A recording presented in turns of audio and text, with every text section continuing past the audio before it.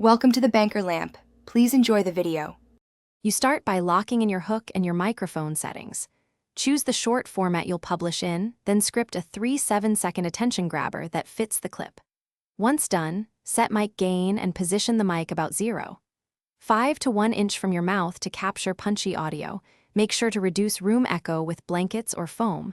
You should record a few takes, one calm, one energetic, so you have options when editing. You now align your delivery to the gameplay rhythm and beats. Watch the clip and mark the key moments, then read the script while tapping to the action so your syllables land on kills, flares, or music hits. Use varied sentence lengths, short commands for impact and longer explanations for context, so the voice feels human. Once done, record multiple passes, neutral narration, an emphasis pass for keywords, and a high-energy take you can splice in if needed. You finish by cleaning and syncing the audio to the visuals. Trim breaths and pauses so lines hit moments exactly. Make sure the final short stays under 60 seconds for mobile platforms. Apply a light EQ to brighten the voice, a de-esser for sibilance, and gentle compression to even dynamics.